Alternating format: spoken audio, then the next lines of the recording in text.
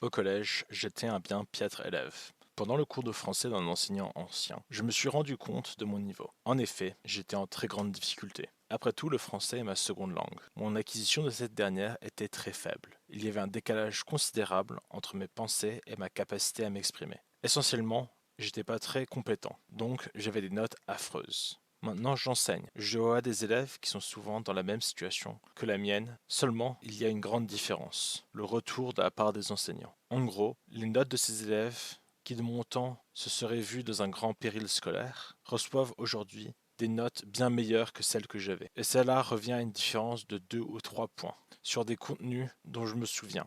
En plus, la compétition dans le marché du travail n'est pas devenue plus facile.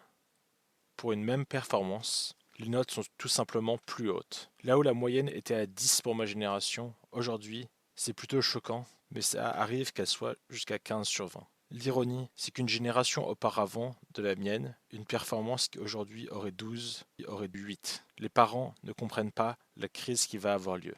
Les notes sont pas compréhensibles et c'est fait exprès. Sinon, ça serait la panique. Quand les générations actuelles devront mesurer leur performance par rapport à leur diplôme relatif à ceux de leurs parents, ce sera comme une crise. Imprimer plus de diplômes, ça ne veut pas dire que les gens sont plus compétents. Si dans la population le pourcentage, le seuil de gens diplômés augmente éternellement, il est important de souligner que l'intelligence pratique n'augmente pas aussi vite. Les mêmes méthodes qui sont utilisées aujourd'hui ne sont pas devenues meilleures, au contraire, il y a bien moins d'enseignants et ces derniers sont moins performants relatifs à ceux du passé. La performance n'a pas augmenté, elle a même dans la plupart des disciplines scolaires décru. Cependant les notes sont plus hautes, le taux de diplômés a grandi.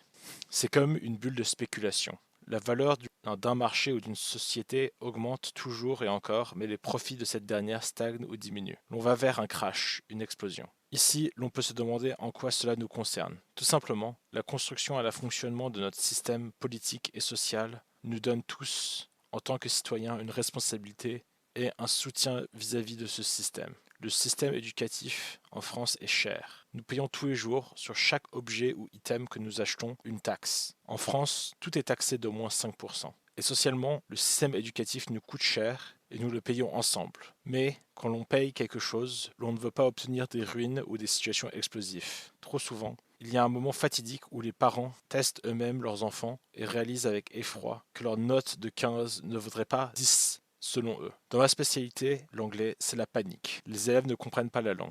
Ils ne peuvent pas prononcer les mots. Ils ne peuvent pas lire le moindre livre. Ils ne connaissent pas la syntaxe vitale pour s'expliquer et pour s'exprimer. Les choses ne sont pas traitées en cours, au profit d'un vocabulaire basique et de projets simples qui ne requièrent pas le travail et la rigueur pour véritablement progresser et apprendre la langue. Des choses comme la syntaxe, qui en 15 minutes peuvent être expliquées, ne le sont que de façon sporadique sans vision globale. La performance est faible, les méthodes ne sont pas adéquates pour que les apprenants progressent, mais les notes augmentent. Cela prend fin quand l'on quitte l'inflation scolaire, en outre le secondaire. Souvent, quand les élèves arrivent dans l'éducation supérieure, comme l'université, où l'inflation des notes est plus faible, ou dans le marché du travail, qui ne se base pas du tout sur les notes, mais plutôt la compétence, la richesse et le réseau que les diplômés ont. Dans l'éducation nationale, l'on ment sur les chiffres. Les tests PISA le confirment. Le niveau français est en diminution. Les notes dans le secondaire ne sont plus des indicateurs fiables, surtout si on n'est pas habitué aux nouveaux standards. En effet, la moyenne aujourd'hui en 6e est à 15 sur 20. Mettre une note en dessous de 7 est une épreuve pour l'enseignant. J'ai eu une discussion avec un de mes élèves il y a peu de temps. Ce dernier m'a dit que son enseignant d'histoire-géographie note dur. Je lui ai tout de suite demandé si cette dernière voulait des définitions au mot exact. L'élève m'a confirmé que oui, et que cette dernière voulait une notation et une application d'une méthode historique. Les deux types d'enseignants qui détiennent ce genre de rigueur, ou ceux qui sortent d'une formation d'histoire en étant véritablement qualifiés, et des enseignants anciens qui datent d'un moment de plus grande rigueur. C'est en effet comment tous mes enseignants étaient dans le temps. La note de 10 sur 20 pour mon élève était synonyme de panique, ce qui m'a rappelé un autre travers de la facilité croissante dans notre système. Le plus dur est une épreuve, le plus il faut avoir ou se créer de résilience. Une combinaison d'endurance physique vis-à-vis de la douleur et un haut moral pour ne pas laisser tomber dû au mental. Un minimum de difficulté à tous les niveaux est une bonne chose. Ça accoutume à l'effort et au travail. Trop de facilité, un bas niveau dans le système scolaire peut induire chez les élèves un sens que la vie en elle-même est facile, alors que c'est un environnement compliqué, compétitif et difficile.